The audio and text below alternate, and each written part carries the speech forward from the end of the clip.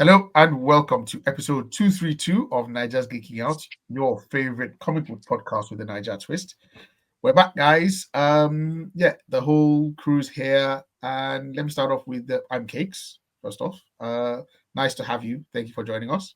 Tunde, how are you doing? I'm good. I'm good. It's great to be here. How was Okay, your weekend? my weekend was good. It was nothing. Nothing. How was your weekend? It was good. It was good. I was just checking up on you. Yeah. Yeah, thanks. No. You are the one that needs checking up on.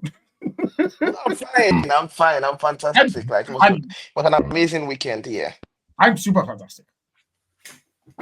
Oh God, please not that.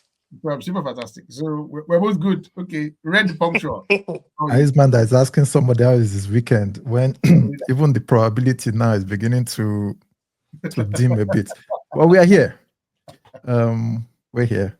Yeah. Before you come for me, Someone cannot be nice again. I was saying Wow. for that was squeezing face, and I'll just tell you, he that is down, it fear no fall. He that is low, no pride. He that is humble never shall have God to be his guy. So We have nothing you to guys fear. better win. We You have nothing better to win. fear. So that is man Wait. we're asking how's your weekend. I was just being nice. Like, I respect look you. for Okay. you. Like, wow. The level of shamelessness on this You podcast, will hear where. it knows no bounds. Ah, You are way. Oh, Can I just adjust something? Guys. You support Man U. You've lost 18 games in the season. You are we no. are in the mud. See, we are in the mud. We know our place. We are in the mud. Leave us. You are Leave us there. wallowing in the mud. Yes. But we have no dreams. We have no hopes. It's good. So nothing to be disappointed about. But if you don't win, if fine. you don't win, Well, how are you? I'm good. I'm very good, actually. Yeah, Very good. I'm Yeah. just surprised at how some people, can carry their shame with pride. No, but it's just a question. He said if you don't, it's just a statement. I don't know what Well, shame. How can you shame a man that is in the gutter? Yeah, but my team is bad. My Did team. you- Wait, We Akko, all challenge together. so Yes, I want to ask you. I want to Okay, ask you a question. guys. What's the worst thing? What's the worst thing you can say about Man U right now? A lot. Just tell me. I probably said it. Yeah, I've repeated it quite a few times as well. But, yeah. I probably said it. So there's nothing you can say. you've not said it. My prayers for you guys get relegated next season. So please, you've not said that yet. No, it's fine. Basically, Oh, I Well, let's actually think that should happen so that they can clean everybody out. Then they know because all this like coming 10th place before, giving them hope, no mistake. Now they know they're bad. Yeah. They should go back and clean anyway, the tables. Right. anyway, Comic let's- books. Sorry. comic books, superheroes, violence, anything. Violence. But Yeah. So this week, guys, what are we talking about?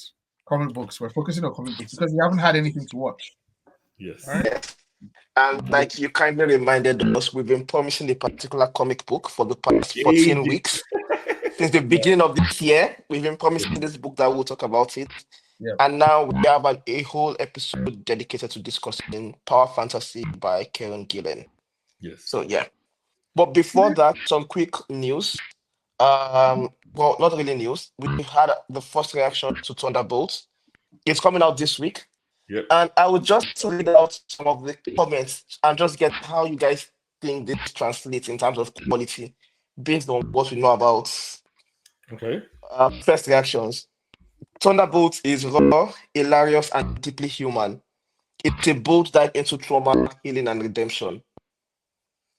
Thunderbolt takes the Marvel Cinematic Universe into the world of independent cinema. It is unlike any product that came before. Okay. Thunderbolt comes with Okay. yeah. Florence Pugh gives a performance worthy of an Oscar. MCU is finally back. It is some of Marvel's darkest material to date, dealing with the emotional wreckage of broken individuals. Yeah. Okay. So that's basically some of the comment. That's basically the tone we've been getting from some of the comments. Yeah. This For the whole movie. thing, it feels like hyperbole. Like it just Yeah, I'm not buying it. Yeah, I mean, It's too. independent movie. So nobody has anything. Nobody has any buts.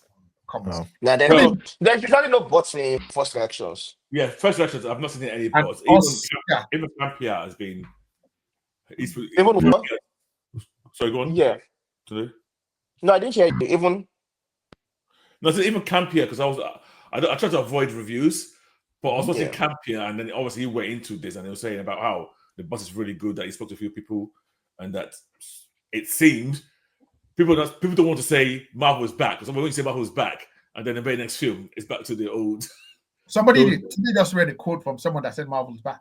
Yeah, but also I'm not saying that his first saying no, they don't want to say that, but they said that it's way a bigger improvement than the fare we've had, I guess, in the last 2 or 3 films. I mean, I'm excusing Guardians of the Galaxy from that list, I guess, but generally we know what we've been complaining about in terms of the Marvel movies. Yeah. My worry is that let's say it's true. And I wonder, why is it this film, that's done this, and is it just a one-off? No. Go on. No, sorry, I interrupted you. Please finish. Go. No. I'm more so okay. So, in a very selfish manner, I want FF to do well, very well. You want FF to be the one setting the tone. Yeah, but my fear is because of what's been happening with Marvel recently, I can't see them having 2 great films on the trot. So the fact that if this turns out to be a great film, FF falls.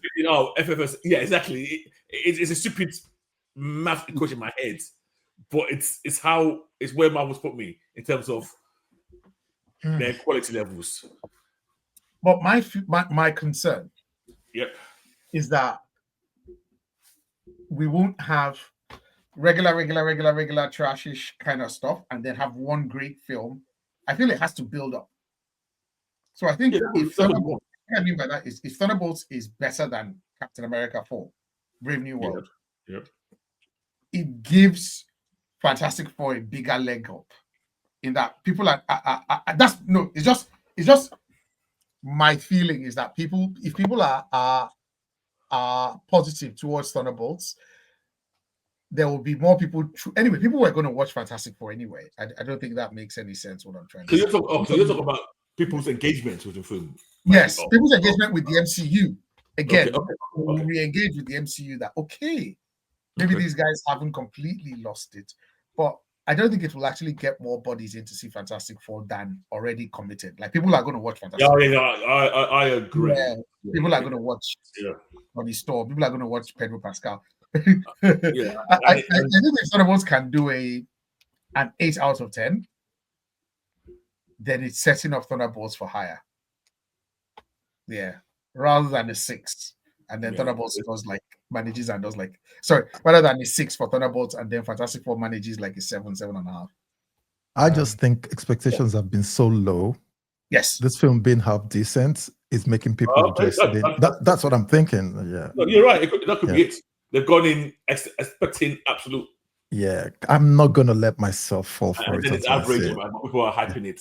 Okay, no, that's a possibility. Yeah. But I'm surprised. Is there an embargo on proper reviews yet?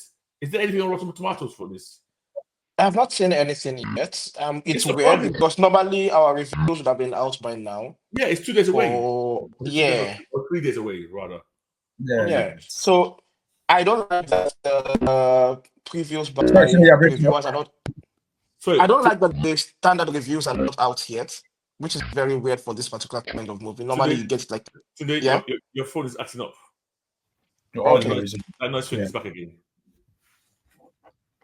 Anyway, you said so. Basically, to your point today, it sounds like you're saying that. Typically, that there might be an embargo. There might be like a blackout on this to say don't say anything or release anything. But is embargo normally? It's not good. This close to the premiere, or I mean, generally in the past, I typically don't really get a lot of like early review stuff. I'm like, okay, just whatever you say it for yourself. I'm still going to see it anyway, so it's not going to make a great deal of difference. in my opinion. We want to watch it, we'll watch it. Okay. Speaking of Marvel, there's something that I wanted to talk about. Blade. Are they still making that movie? What do you think is the difficulty with Blade? It's cost. It's cost. Everything is bad. There's a lot that's gone wrong with it. According to the stories coming out, obviously I'm not on the set. But Yeah. about the direction was not the way through. They didn't like it. The script wasn't up to scratch. There's been a catalog of excuses. Because the casting was good.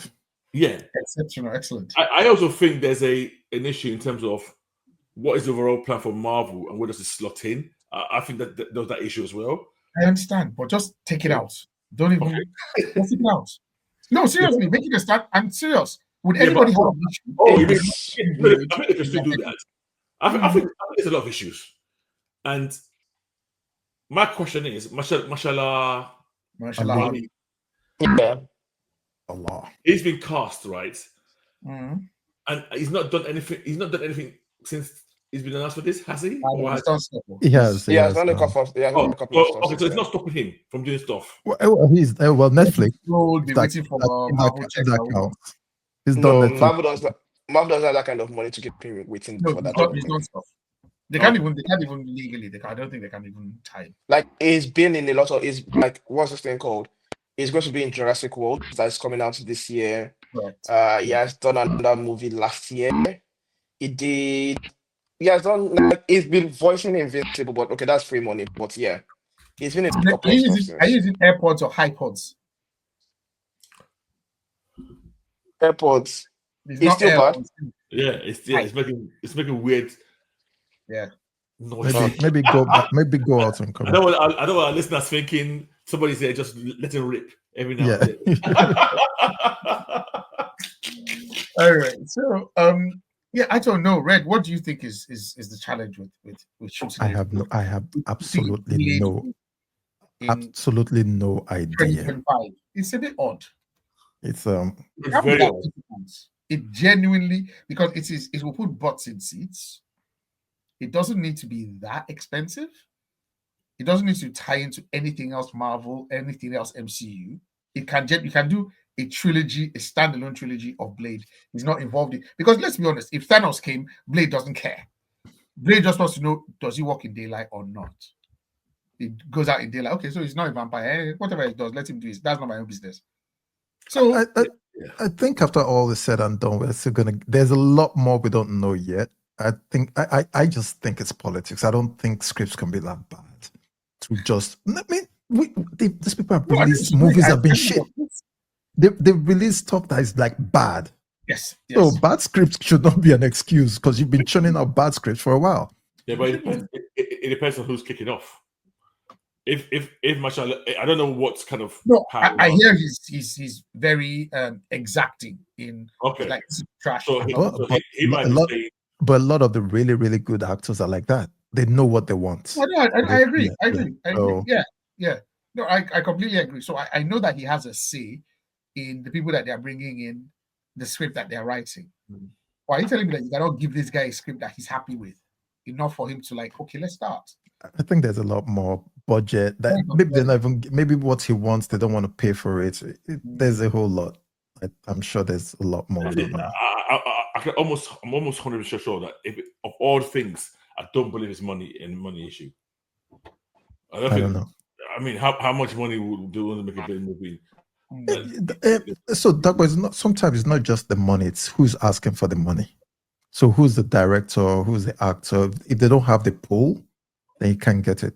No, but sorry, Mashallah Ali's locked in already, so they've agreed his money already. So that shouldn't be an issue. No, but if he's suggesting rewrites and stuff that will. It's high for someone that they don't trust. They'll be like, I don't trust this guy. Like, he doesn't have the pedigree to ask for 300 million or million more. I like to be asking. We met a director, you mean? Yes. The director, yes.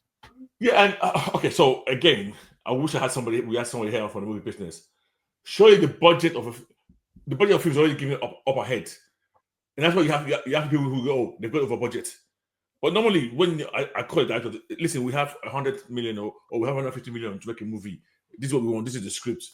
Can you do it? No, that would be a great front now. The director won't walk is in and say, my mic better now? Way better. yes. Okay, so it's not budget because I don't think it's been a budget issue. It's been a writing issue because they've gone through multiple scripts that we know of, and people complaining about it. I remember a couple of years ago, there were people complaining about Blade being, Blade is not the main actor in the film. Is focused on women when they're doing all the woke stuff and all of that nonsense was coming out.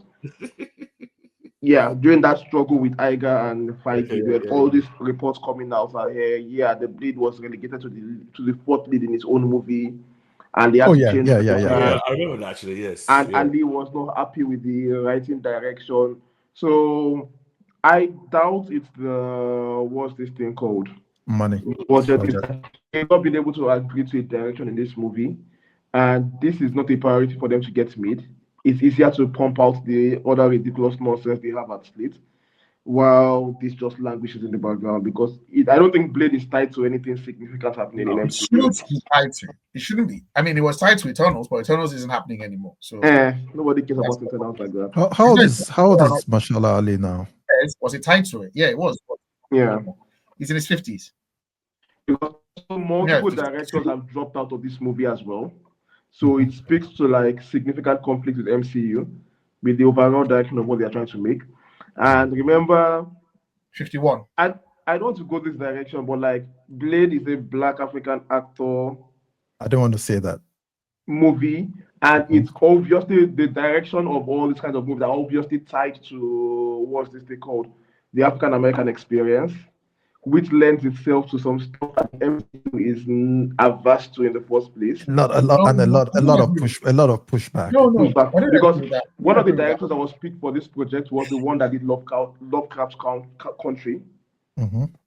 So I can see the vision of a Blade movie from that kind of person, but being completely at odds. And you see what happened to Lovecraft Country, right? Yeah. Despite all the reviews and excellence, it got canned. Just basically purely based on power struggle. Yeah. So there are a lot of so it's Blade. Yes. I'm almost not sure I want to see it get made at this point in time. No, one thing there is. Oh, sorry, that will go. No, I was just going to. It's ironic because when you look at the original Blade, the one that was so popular, Blade being black was almost a non-issue. It was just a badass. Yeah. There was no real African experience. It was vampires trying to take over the world. There was no black power, no Huru, no nothing. I don't know. I understand certain films should address those themes. Mm-hmm. I would even say Black Panther was the right place to have those kind of discussions. I'm not saying you can't. Also, I'm not saying you can't have such a discussion within a Blade film, but a Blade film's focus should be killing vampires in the coolest manner possible. It's the John Wick of. But to be fair, this is my speculation. I'm not saying. I agree. No, we're throwing everything out. To me, if that's was the main issue, it should never be the main issue for this kind of film, in my view. Now, that's me saying that. A director will come in and he might say, "No, I want to address certain issues. It's my time, and exactly.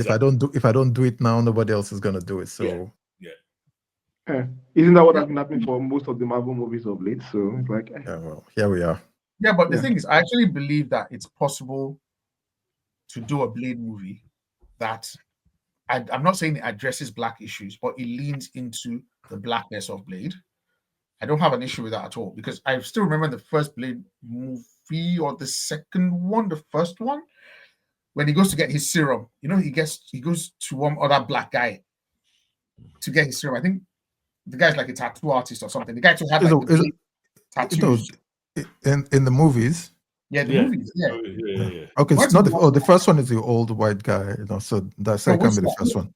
It's the first one, I think. It's the first one. No, the first one was the old white guy that No. was ugly. He's not talking about Whistler. He's not No, talking Whistler, about. right? He's talking about. Guy. I remember the tattoos he went to.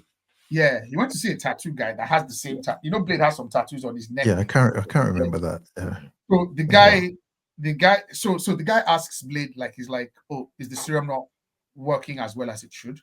Then Blade was like, "Yeah, I'm struggling with it. Like, it's not as the effect has worn off."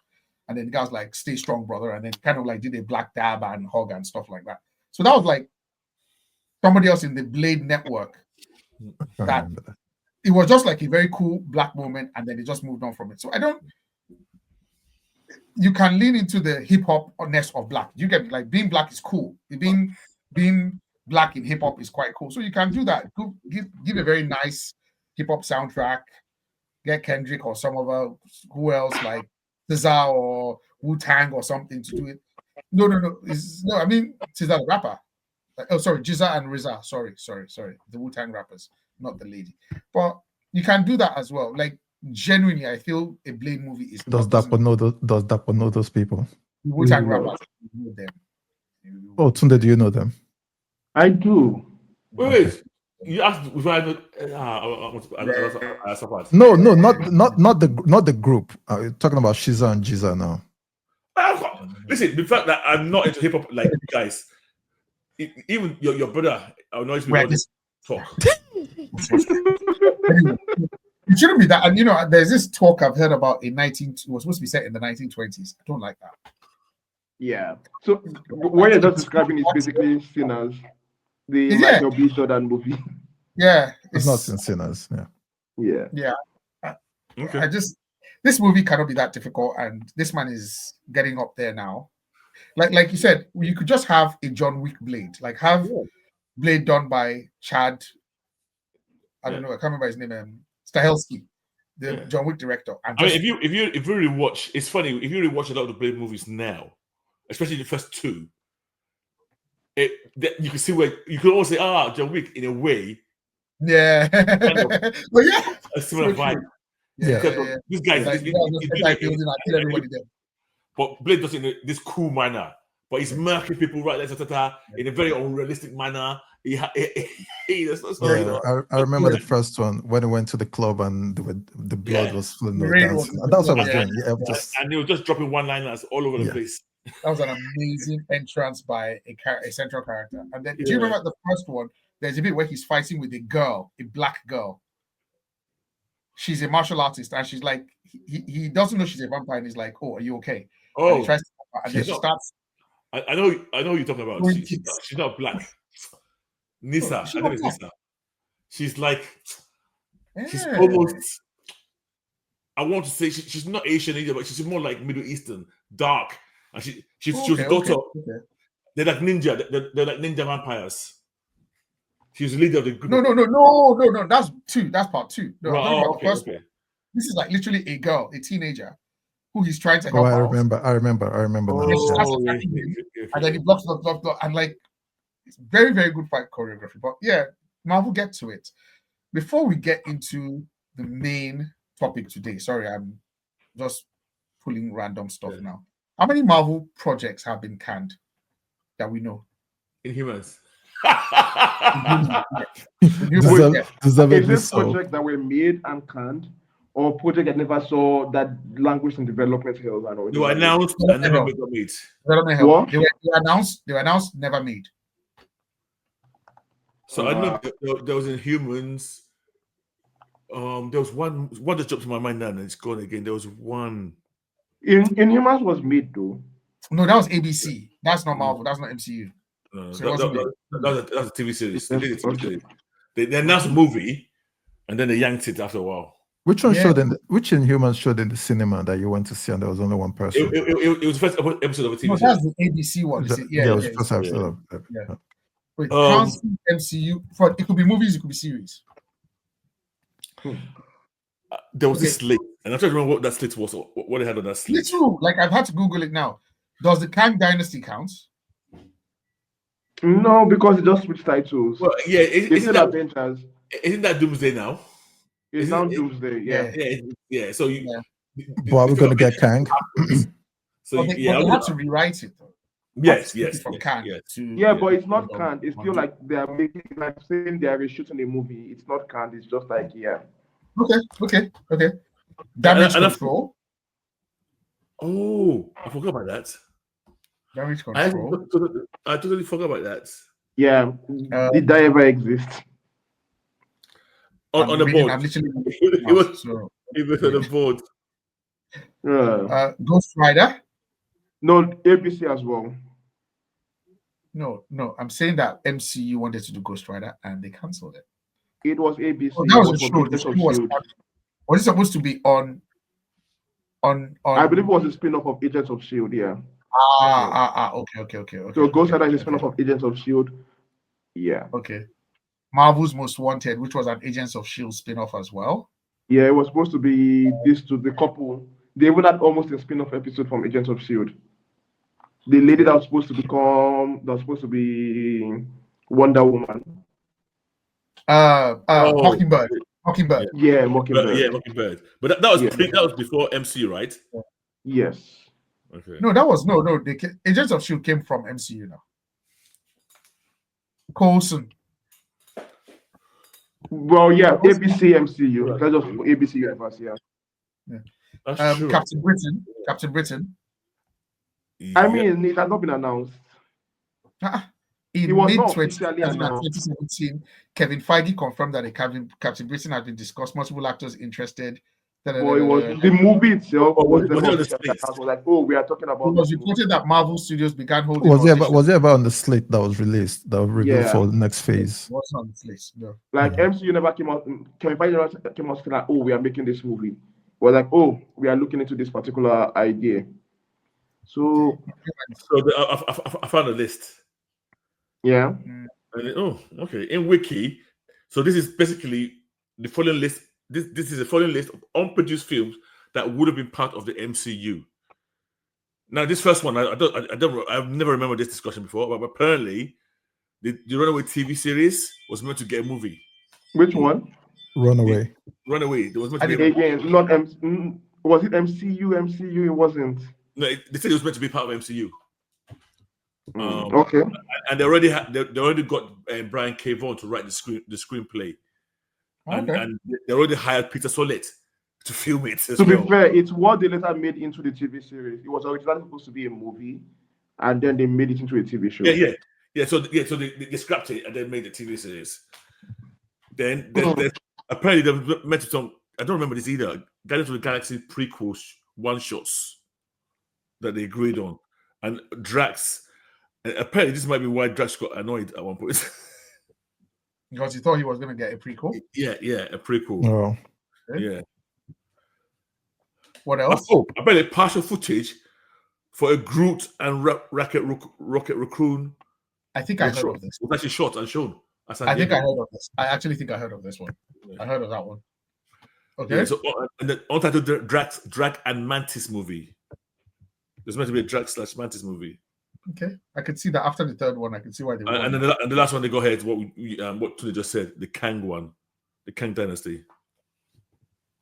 Okay. Which to me is so the Inhumans is not even there. No, it's not on this list. I don't know why they're not. Yeah, it should be on that list. Anyway, okay, all right. I was just thinking about what they had, anything that they had announced and sort of scrapped. But yeah, well, just wondering why they would, which ones they scrapped, for what reasons. Ones we would say, yeah, you should bring that one back or do that one. Who knows? Anyway, but yeah. Everyone, today you got something? No, nothing. Okay, cool. Right, any more news, or are we going straight into Power Fantasy? Yeah, let's jump into Power Fantasy now. Okay, so this is a comic we've been talking about reviewing. I think from when it was about 4 issues in, or 3 issues in, and now we have 8 issues. Just to preface, before we jump into this, I just want to say, at the moment, so normally when I'm reading comics, a certain period of comics, I will have a particular comic that I won't just read it at any time. I will read it when I have time and I'm in the right mood, and I'll set it down. Like, I will save it. This currently is that comic for me at the moment.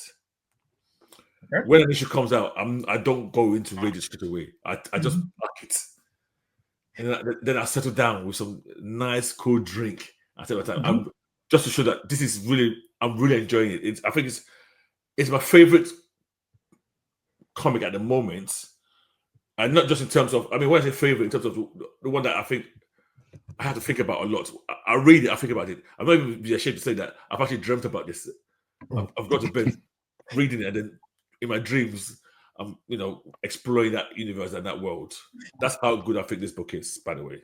So, question for you: is it the enjoyment or the complexity the fact that you have to actually be attentive and capture all the taking all the nuances? It's the complexity.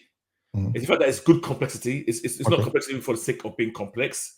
Okay, not signs and symbols that just come up. I don't like saying things like this, but there's a lot of themes in this, and the core theme they really explore it. I mean, so far so good, because things can always drop off towards the end. Here it's like an adult writing about superheroes in a real world with real. I said real consequences. I'm not talking about consequences like damaging cities, because that is here, but it's how it can quickly become almost like a Cold War, where you have these powerful people, but the consequences of them going to battle is at such a level that they almost stop each other from doing it. So, before we go any further, let's get to the premise of what power fantasy is. Okay. Yeah. So, power fantasy is written by Kieran Gillian. Just to give introduction, this is a very famous author. He has written some of our favorite books, like Wicked Plus Divine. I'm not sure if it's everyone's favorite here, but it's one of those up there books that. Then he also took off from X-Men after. He did the Sinister one, Sins of Sinister. No, Avengers versus X-Men versus Eternals. Yeah, it was AXE. But before he did AXE, he did Eternals. He did Eternals. He did Immortal X-Men, which was a very good book. Sins of Sinister, yeah, Immortal X-Men. He was on tour for a while as well. Yeah, Immortal 2, I think. Yeah, he was on tour for a while. So yeah, I don't remember him from Thor. Sorry? I don't remember him from Thor. Oh yeah, he was on tour for a while. I think he took over, if I'm correct, after Aaron, or was it before? Let me just check that. Well, wait, I'm not sure. Oh yeah. Anyway, while you're checking that, he's been around for a while, and his books is considered one of the best authors around. So now he decided, spinning off of Immortal X-Men, he decided to write a book focused on the consequences of, like, what if this was real? What if this was realistic? And then he came up with the idea of power fantasy, where you have these people with this level of ability and what it means for the real world. So it defines superpowers as people with so much, with the ability that they are basically nation states all by themselves. And we have, over the course of this book, we meet about 6 of them. And then it's focused more on the interactions these people have with one another to maintain this very delicate balance that they have. And it focuses on how this relationship, over the course of, is it 40, 50 years, of how this relationship started and where we are at that. It ends at 1999 or 2000, which was the modern era for that book at that point in time. So yeah, that's the stage. And just going off that premise alone, it's one of those books, at least for me, where the comic book idea, where the idea comes to place, and you're like, why hasn't anybody done this before?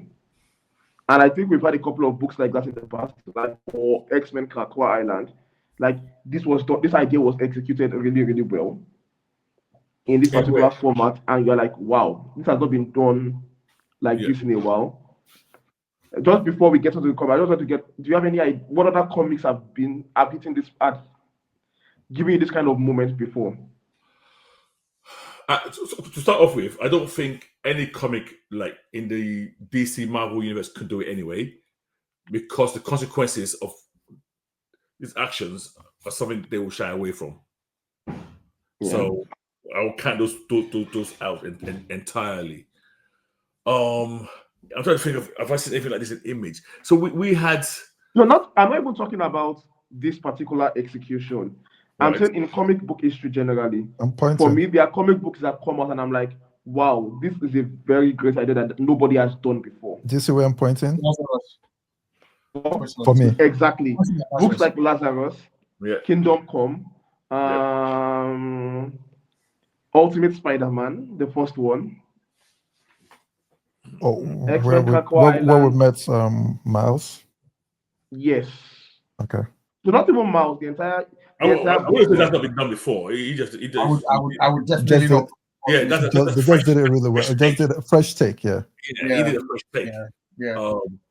Astro City is one. Oh, yes. Yes. What's the name of that book with Jonathan Hickman where it's Wild West? East of West. East of West. I would not even put East of West there because East of West is not. Where? East of West is there. East of West is there. The personification of famine, war. I'm trying to mention a book and I can't. It came to me. Manhattan Projects. Even though after I tied up. Yeah. Yeah. Watchmen, for example. Yeah. Oh, okay. Yeah. Let's. Absolutely. How could we forget? Okay. Yeah. So, goes without saying. Watchmen. I'm not saying it's like Power Fantasy, but if anybody came close to the consequences I see. level, I think Watchmen had. I think in Manhattan and had it trod carefully around him was an example. I mean, absolutely, because if the Russians had been able to replicate the accident that gave Dr. Manhattan his powers, yes, there would definitely be a Cold War of a different type where it's two omni beings saying, look, you are for America, me are for Russia, but we both know that we can't ever fight. Otherwise, we'll annihilate everything across all time, all space. So let's just that's a really good one. Yeah. Never done that one. So yeah. So why I wanted to set up that page is to just put the quality of what this book is attempting to do with what books are similar to it. And it's for anybody that's not read the book, it's up there with at least the premise alone. It's up there with some of the best books we've read. So immediately from the opening page where it goes and it defines the particular premise for the book, it already hooks your attention. And then we meet the characters in the book. We have Etienne, what's his name? The psychic, the Xavier of the book, but Xavier on steroids. Yes. Basically Xavier on steroids. We meet Valentina, Superman of the. I'm just using these archetypes. They are not exactly one-to-one. Mm-hmm. She's the omniscient, the super strong. No, not omniscient, omnipotent. Yeah, I like the fact that you said Superman to start off with, but she's basically the tank. Yeah. If I would use a phrase, the tank of these characters. Yeah. She's also self-described and described by other people as an angel. Correct. Sent from heaven to bring about the golden timeline or to protect us to see the golden end or something. It's very vague so far in the story of what we are going by. Mm-hmm. But right now, you can just basically define her as the Superman archetype of the book. Yep. Then we have Heavy, who is the hippie of the group, basically. Yes. Yeah, I'm not sure he has a one-to-one character with anybody in the comics, but it's the typical, what's it called, the wild one, the wild card that does whatever he likes, and he has, is it gravity or telekinesis? Yeah, gravity. It's got gravity. I think it's explained more as gravity than telekinesis per se. Yeah. Yeah, but his powers are like gravity boosted on steroids to the fact where he can rip about, destroy the world by himself. Yeah. I think I'll make him the Magneto of the group. That's a good. Because listen to the archetype very well.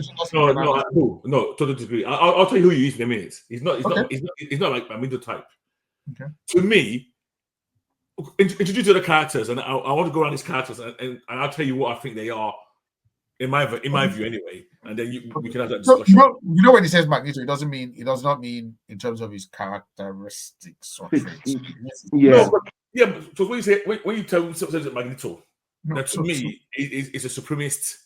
Is a no. Okay, sorry, that was not the way I saw it. So I'm talking about let's finish. He's the one that is so focused on protecting people and willing to use his power to cause large-scale destruction to achieve his aim, like protecting people.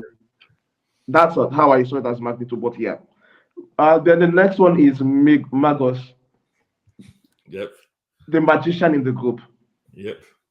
He is tapping into the same force as Valentina is tapping into, the heaven, and using it for magic. Yep. And he also runs a very interesting pyramid scheme where he has put regulation on how people can use magic, basically. People try to discover how to use magic by themselves and causing more issues. He has made it easy for anybody that wants to learn magic to actually learn magic under him. And then he has built his skill for his own purpose, that he can access the power for that. He's also the most versatile in the group and the scumbag of the group, basically, the sinister. Yeah. And then we have Eliza, who was introduced as the opposite, which she has tapped into the opposite force of where Valentina is coming from, the demonic part of it. So she's like the demon, this thing, and she's also very powerful as well. So I'm not sure, maybe not Scarlet Witch, but something like that. Fusion, no? What? No. Eliza Hellbound. Yeah. Okay, I don't remember. Is she the one that she has a girlfriend? That the artist? No, that's Masumi. You're talking about Masumi. Okay. Masumi. Yeah. I don't know this person. I can't remember this person. Yeah. Okay. Then we have Masumi, which is the kid monster of the group. Yeah. That she's basically mad. Yeah. And they have to placate her to keep her happy and all of that because otherwise, if she loses control, a monster rises up from the deep that apparently is destructive to everybody. Yeah. There's a Cthulhu type monster that is tied to her emotionally. So when she's upset. let's say unsettled or upset on the monster starts to stir. Yeah. They call it a dissociation kaiju. So basically, she gets upset, fish get wrecked. So this book also reminds me a bit of Jupiter's Legacy. No, Jupiter's Circle. Yep. Where it's told in the past and you progress to the present. But this one, on the other hand, does a lot of jumping of timelines. We have significant events that happen in between that we're just uncovering as we go along. The book opens up with the first discussion between Etienne, that's the psychic, and Valentina, because they are the first two superpowers. And Etienne proposes that, hey, we need to take over the world because it's the morally ethical thing to do, because he's the ethics of the group. He's the most ethical person in the group. He focuses more on ethics than anything else. And that's his core characteristic. And then she opposes him. He explains his reasoning. And then they come to an understanding. And then this sets the tone for the rest of the book of how these people interact with themselves. Like they're all focused on the dynamics between how these human superpowers interact and what are the stakes at play. Issue 1 ends up with the stake of, because the United States shot at Heavy and attempted to kill Heavy demands that is going to wipe out the entire state of Texas from the map. Yep. Yeah, as punishment and deterrent for them trying to do that. Etienne intervenes and says, no, this is just going to cause more problem. But it has to offer up, it can't just go up, because it's not a fighting punch book. They actually have a negotiation of what is at stake. Yeah. And this is how you see when two superpowers are talking, everybody else are just ants to them. And Etienne basically offers to kill the president, everybody involved in the thing, and everybody involved in it, both tangentially and directly. Yeah, and then has Heavy insist on more. Etienne counters with, I will kill your people as well if you want me to kill their family. And we have this kind of interesting back and forth that sets the tone for the book going forward. So, yeah, training to you guys. What did you guys think after issue 1? So, okay, because I've read issue 1 so long ago, and I reread it recently. I've already established characters, my ideas about these characters. So I can't remember how I felt about them after the first issue compared to now, because I know I've read all 8, so I kind of got a more insight into what I feel about each character. But in terms of issue 1, what hooked me was the dilemma they were in. And when I say they, if I'm being honest, I think there's only 3 of them that are in dilemma in my mind, and that is Lux, the so-called ethical guy, and I'll come back to his ethics in a minute. Valentina, who in my mind thinks she's super good, and you got her almost opposite. What's her name? Eliza, the hellbound lady.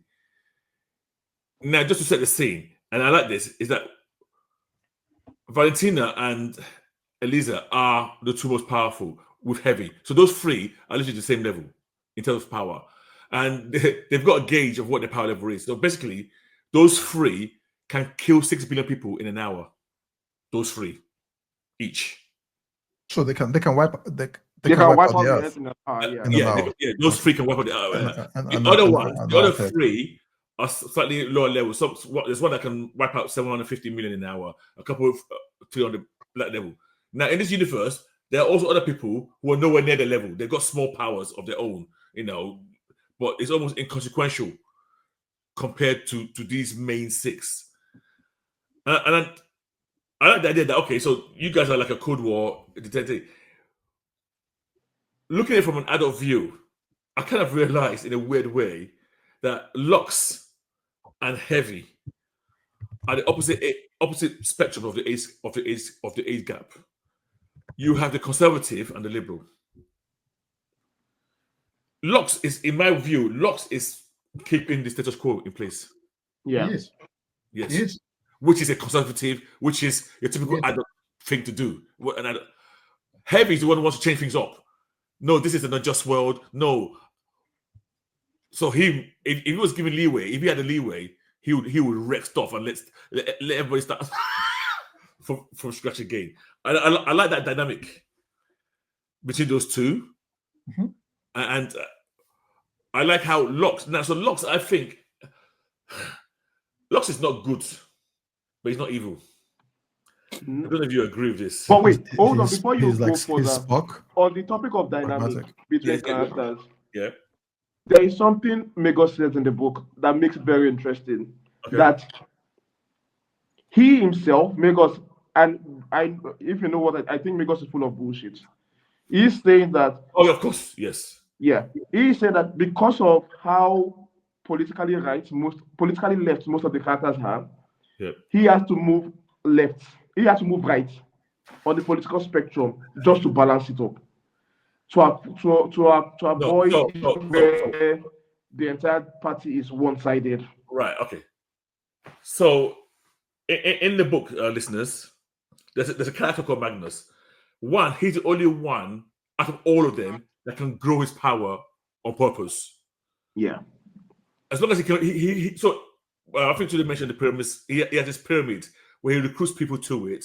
It gives you some secrets so you can get some power. But if you're lower level, he gives you lower level power. He does it strategically. But as he builds his pyramid, it also builds up his power. Now, the downside to that, and I think we find out later on, is that he can decide to use up. He can start to use all that power if he needed to, but that will mean the deaths of everybody, almost everybody in that pyramid at that time. The reason why he's moving to the right, in my mind, is purely self-serving, not because he wants to be, because he's not right inclined. He's burnt through his pyramid in an incident, which we'll cover later on, and he has to rebuild it. But nobody's really wants to join it. Yeah, to see what happens. Hence, I want to say he moved to the right. He's joined. Basically, he's back in America. He's got to make a decision. You guys have no more say. You're no longer a superpower in the root of the world. These guys are controlling the world. I will come to you. You get me your soldiers or stuff to recruit into this pyramid, will become powerful, and then you become a moving force in the world again.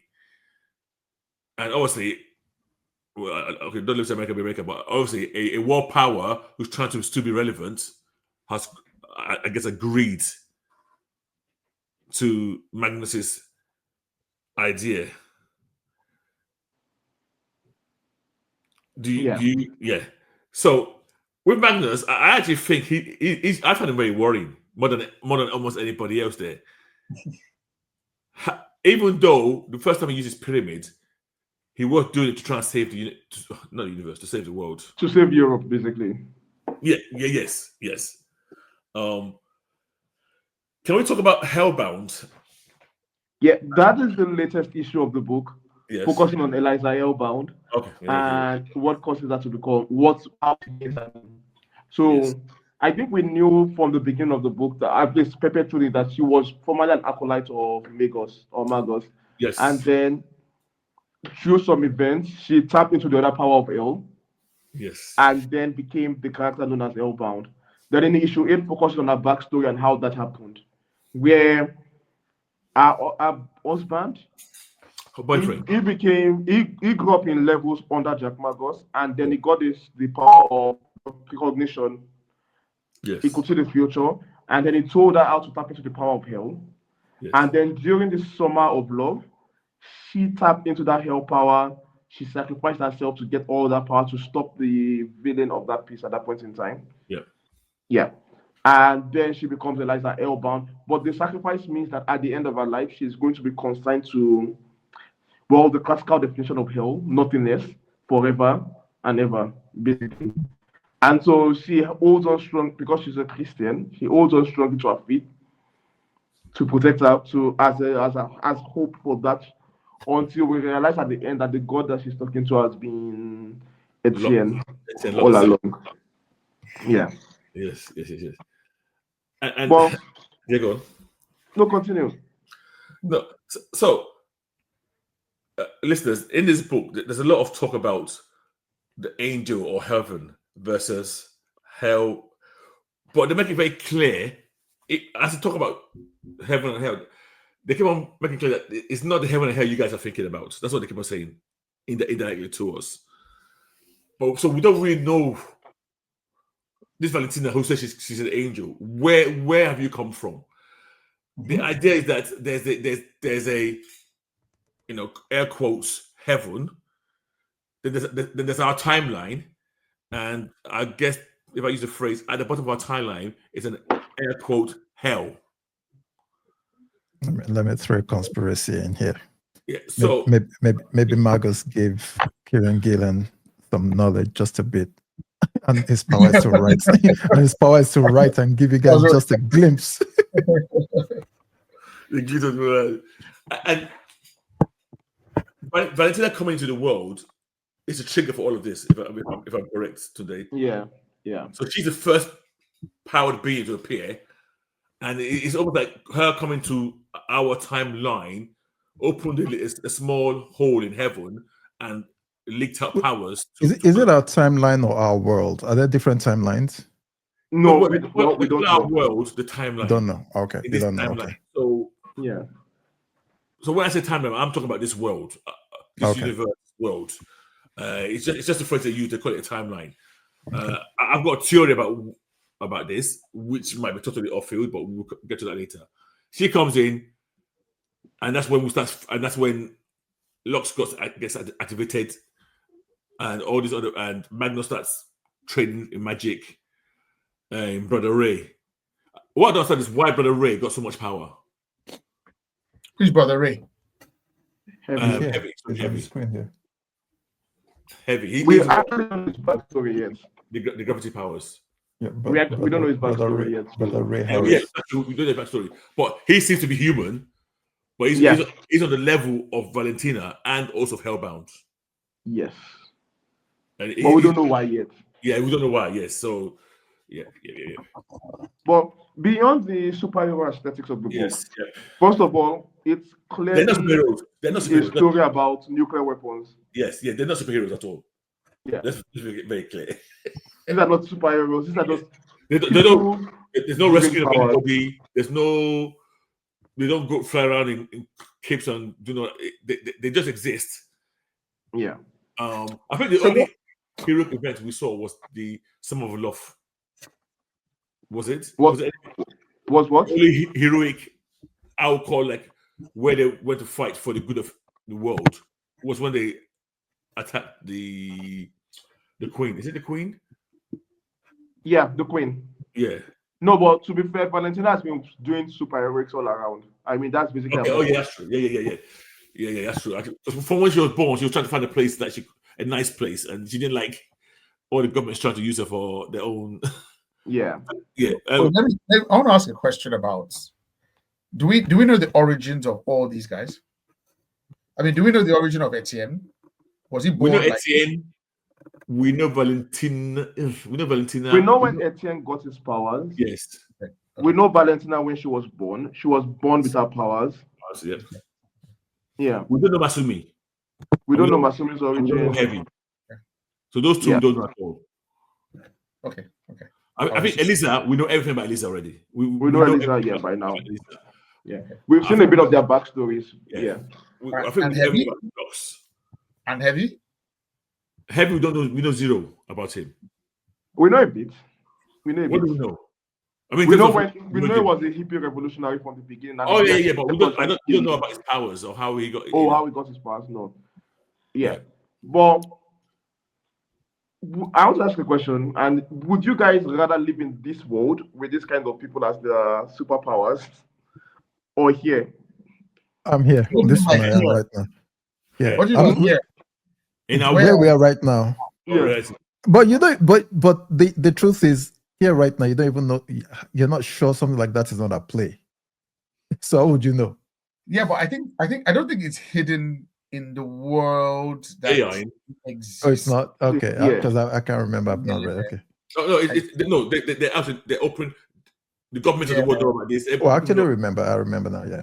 Yeah, I think some of them is quite No. Living in this world would be anxiety within. Yeah, ignorance is bliss. I beg. Let me continue like this. Yeah. I mean, because the better question is: would I rather live here or something like 616? Oh yeah, Power Fantasy. Let me put it like this: Power Fantasy or 616. Those kind of standard superhero. I'm going 616. You prefer 616 to Power Fantasy? Yes. At the moment, in Power Fantasy, the dynamic is such a fine edge. It can tip anyway. Little to upset the cards, and that little thing in the comic, we've seen it. It's there already. One guy's hiding something that will upset the uppercut entirely. Yeah. You've already got in this universe of Power Fantasy, half of Europe is gone, if not all of Europe. It's already gone. It's true. There's less because yeah, exactly. There's less checks. Yeah, so there's an incident that the one time we see them actually battle somebody of almost same level, the whole of Europe got wiped out. Yeah. So in this universe, there's no Europe. If it happened in this year, we would all be dead. Every single person would be dead. Very true. Very true. Because why I like Power Fantasy because like this is the kind of book I said earlier where it doesn't, once you read this kind of book, it doesn't make sense for every other comic not to be like this. Like in every other comic, it doesn't make sense that people of this level of power are not acting in this manner and they are still doing basketballs up and down. Can I ask you a question? Because someone like in DC or in Marvel, yeah, who is at this 6 billion an hour level? Sentry. Superman is not 6 billion. So even Superman can't kill everybody in the earth in an hour. Sentry.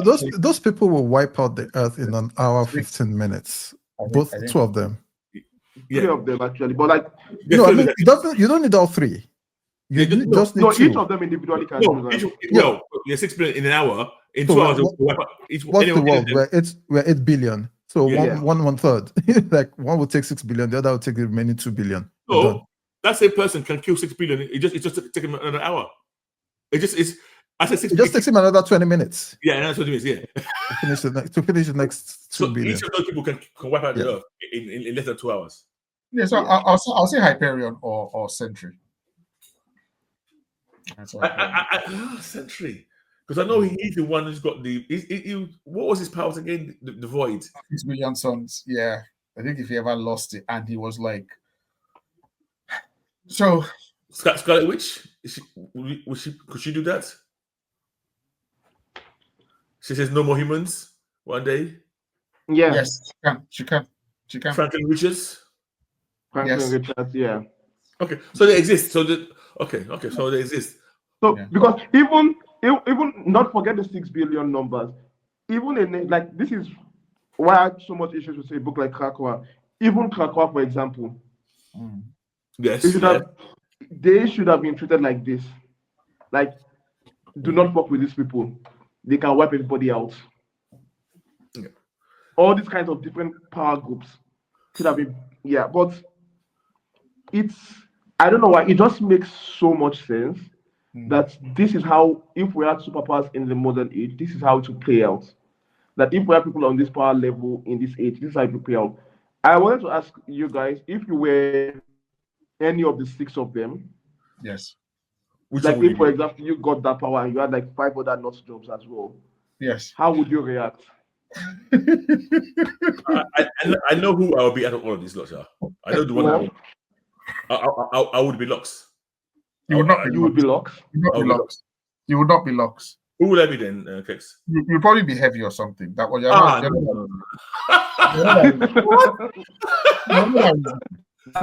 You know the first thing when he said when Tunde just said that if you could be one of them, I'll be like, so my job is to go around convincing people like that or not to fight. I'll be like, come on.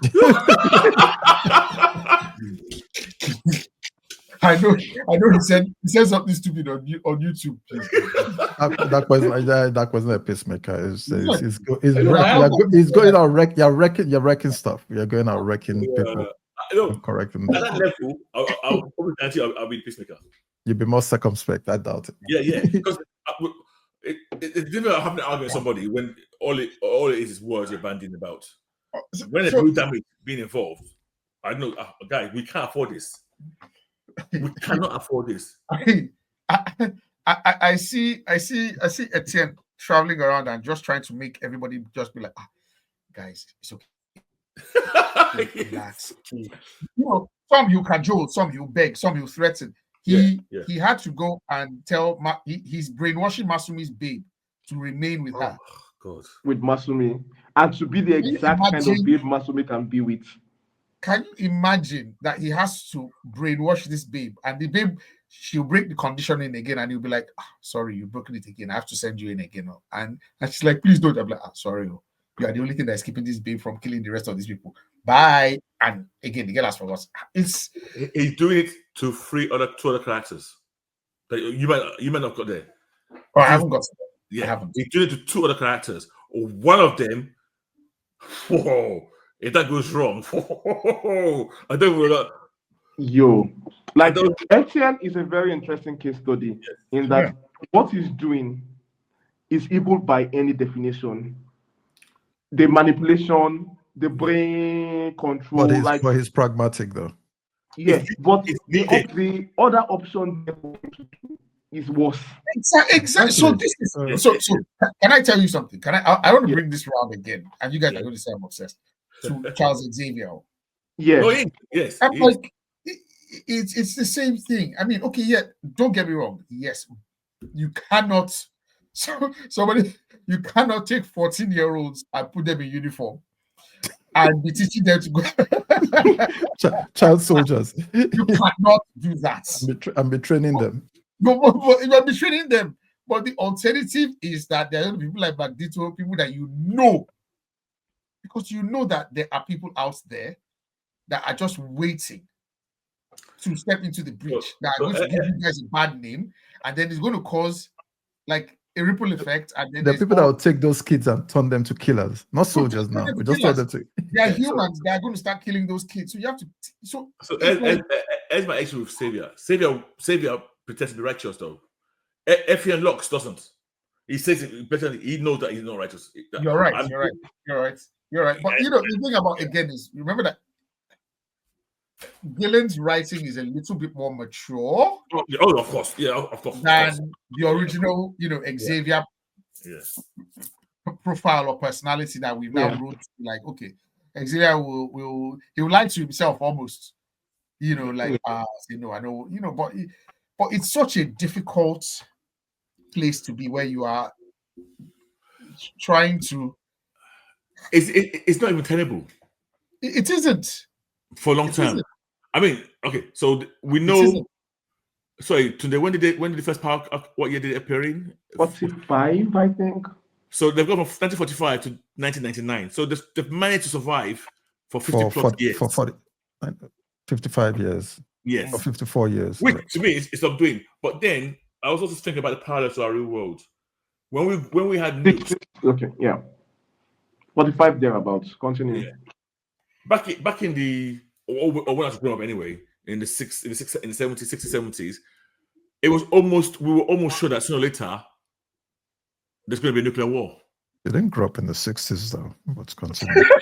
No, but that was that one, not yours. Why did Dakpa know in the 60s? Hmm?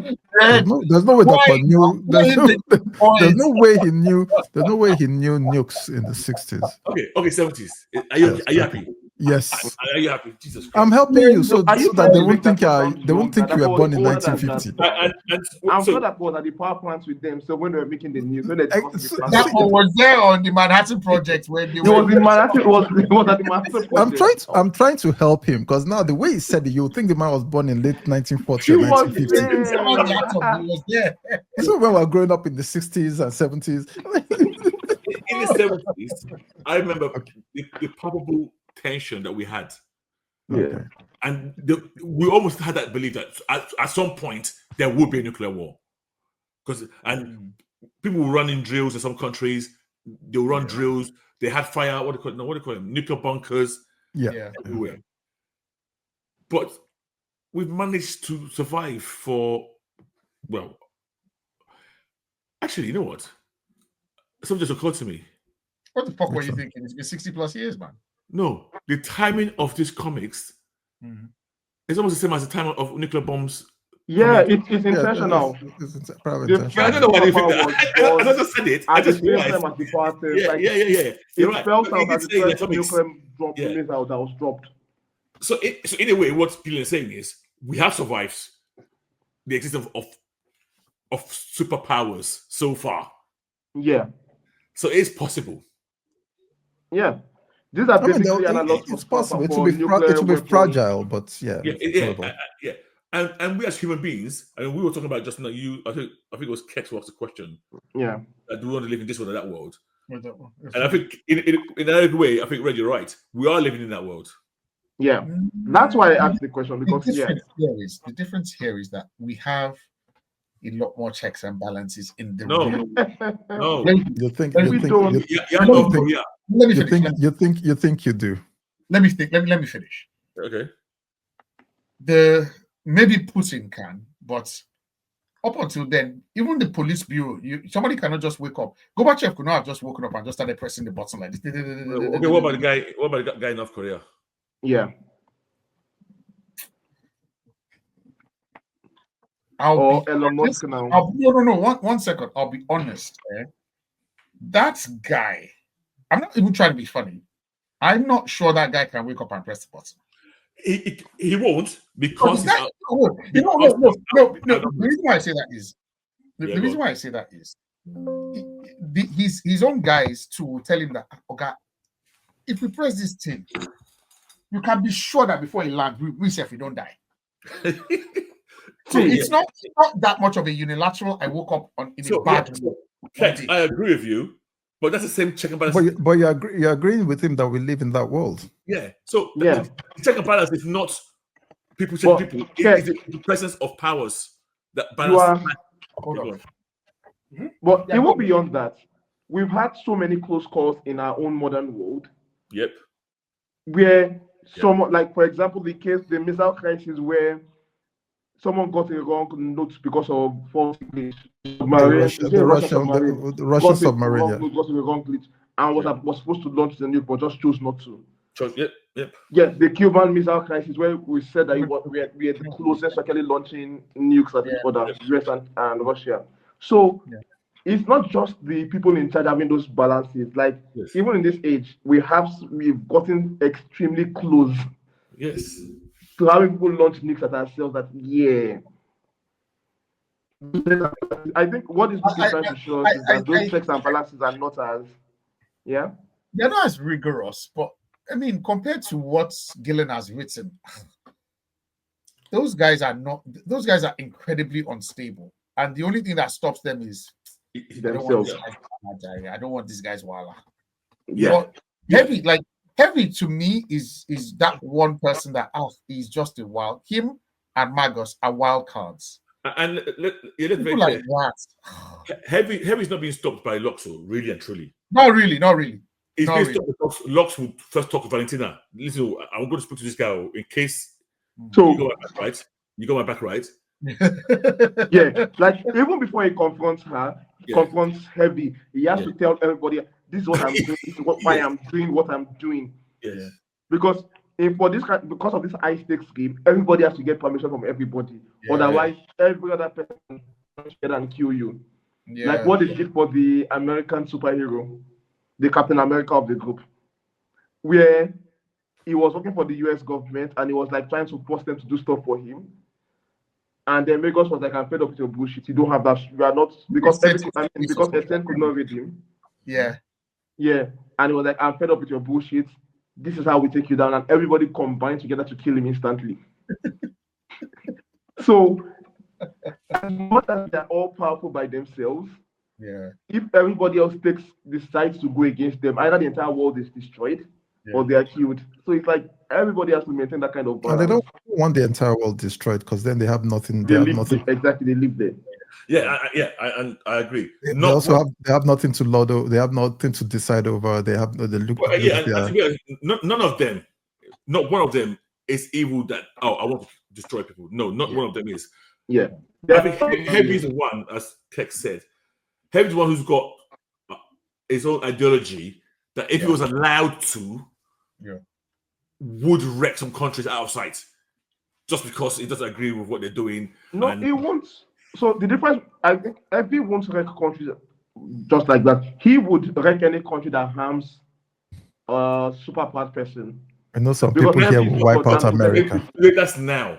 He's always been a hippie. He's always wanted a hippie. He always wanted, but he's been contained. So it's okay, fine. But at least now you don't touch my family. So that boy, you're saying out of these people, you're not heavy. No, you are the most heavy, like. But I just want to point out that there's some people here who will just wipe out America on this podcast here. I didn't call them. I always say this. I have an issue with governments. I never have an issue with people. I never ever have people. I have an issue with governments. Whether it's American government, whether it's Israeli government, whether it's UK government.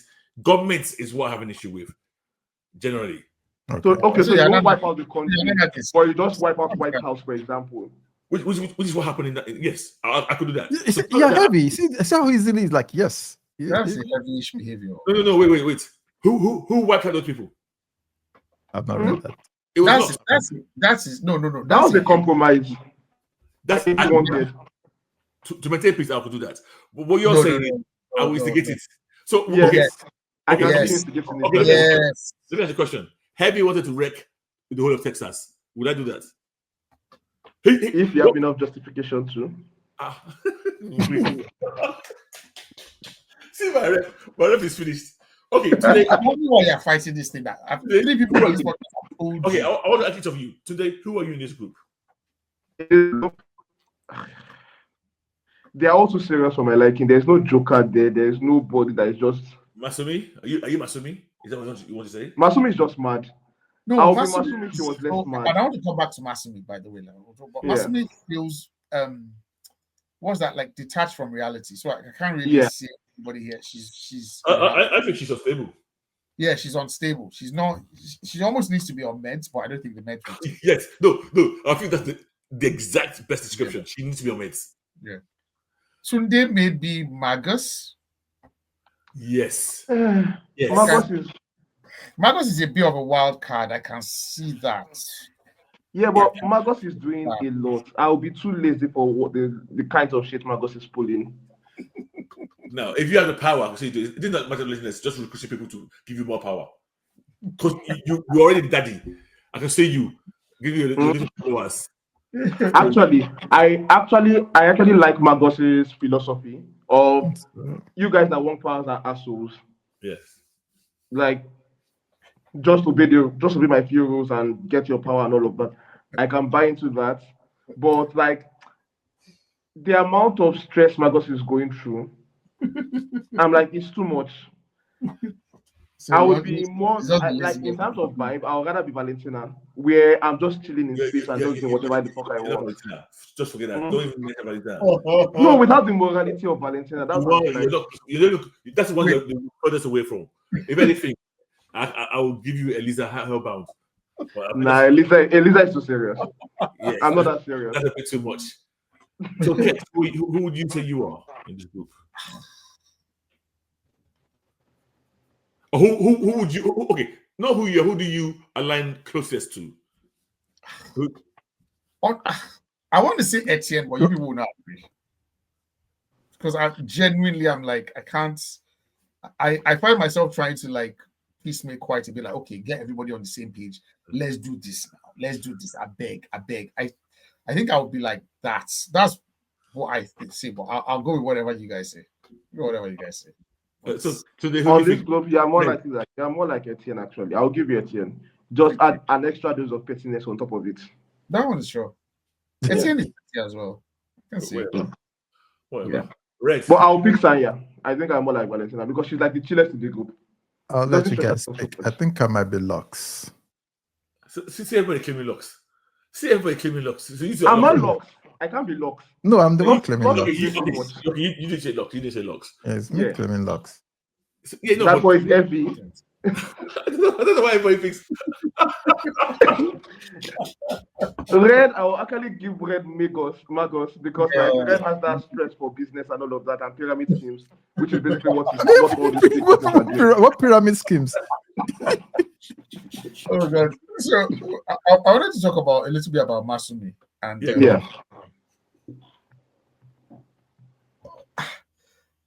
do we have a Masumi type in our world right now in world politics?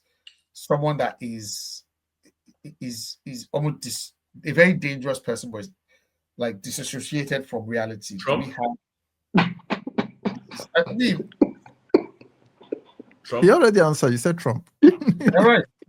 You're right. I was thinking, you're right. I'm like, why you ask? Is that a setup question? No. I was even looking for like I was like, okay, what are the obscure world leaders that are powerful, but that this person is not quite there. But Trump is that person actually that you have to. Because typically, it's only in a democracy where you get to be a world leader and you are this delusional. Yeah. You literally have to be stroking his ego. I mean, calm down. Yeah. No, it's okay. I'll do it. That constantly micromanaging his emotions. Which is what they're doing with Masumi. Yeah. And which is what they're doing with everybody. Actually, what Etienne is doing what he's doing with Evie as well. Yes. Yeah. He's also doing with Eliza. What is doing with Evie? But with Heavy, I feel he can have an almost real conversation to say, look, Oga, He has no choice. I feel like you have a real conversation. But with Masumi, you have to even lie to people around her to lie to her to support your life. Like everybody's just feeding into this reality that she's created. Oh, your art is this. Yeah.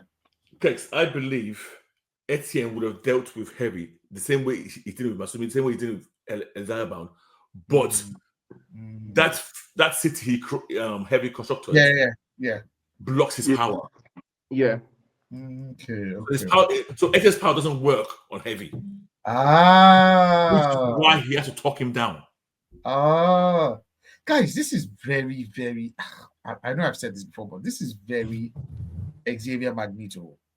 And almost to the point that he has Avalon, like he created Asteroid M or Avalon. This is my place for my true. Yeah, true. And Charles's powers don't work on the helmet when he wears the helmet. Exactly. Yeah. So there are quite some parallels, maybe. Parallels. Yeah. 100%. 100%. Yeah. So, but this is a very dense book that makes a lot of sense. So the layers upon layers of what is going on. So and my question now. Yeah. Finish what you want to say, because I have a wider question to ask across comic. No, please go ahead. So I'm trying to see how to phrase this. Do we have problems with authority now, whereby DC, Marvel, by just being the authority, they are kill creativity? Because some of the best books I have read over time have come from outside of those, where concepts, theories are explored. Right, absolutely. So okay. How far can you get? How far can you get when you know that they're going to bring the even books like House on the Lake or whatever,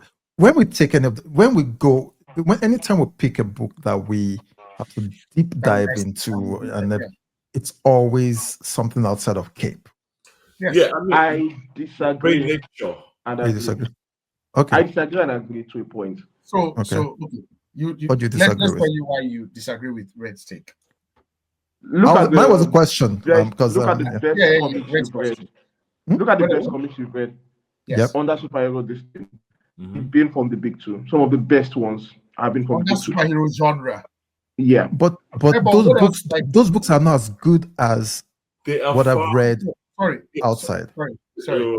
I'm saying that, let me put it this way: you consistently get what's this thing called. You are more likely to get consistently good books outside of the big two, but the big two up until now still produce great books. No, that's not the question. So my best big two book, doesn't come as close to my best non. What's your best non-big two book? No. I'll just say now. Compare the size of the market now with the size of the market when Kingdom Come came out. It's much smaller then. Now it's bigger. So there are people that are expressing themselves more. There are different kinds of stories. They are all kind, So maybe we should take that as a topic for a podcast and see. Yeah, to be honest, today, if I was going to list my top 10 comic books of all time, there probably only be one or two from Marvel and DC set in the normal superhero universe. See, that's where you're putting your limitations, set in the normal timeline.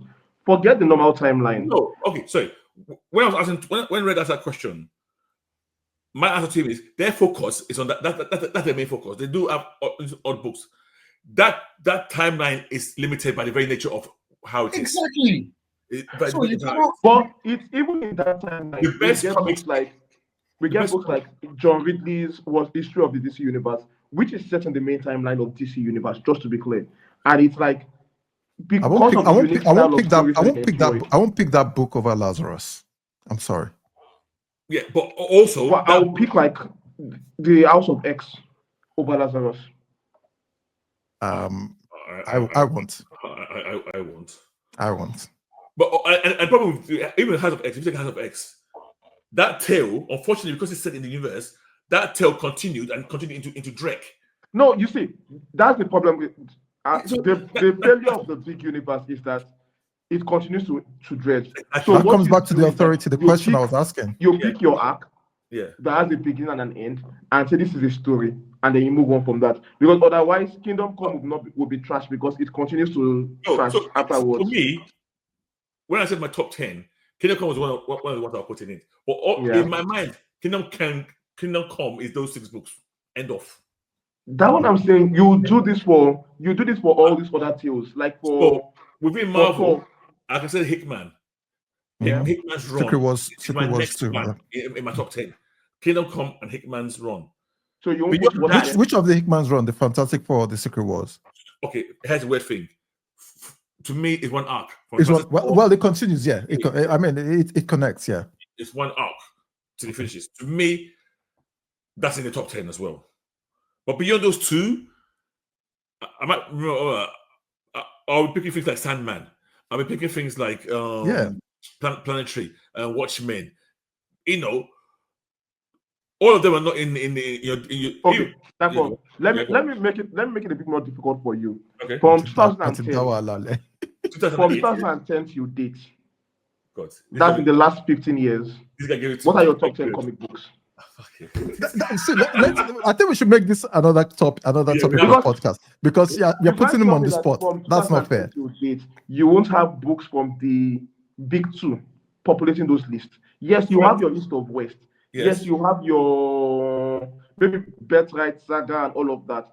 But the big two, I think they produce great content at almost the same rate.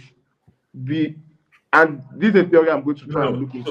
At almost the same rate, image produces, because we don't read a lot of image books.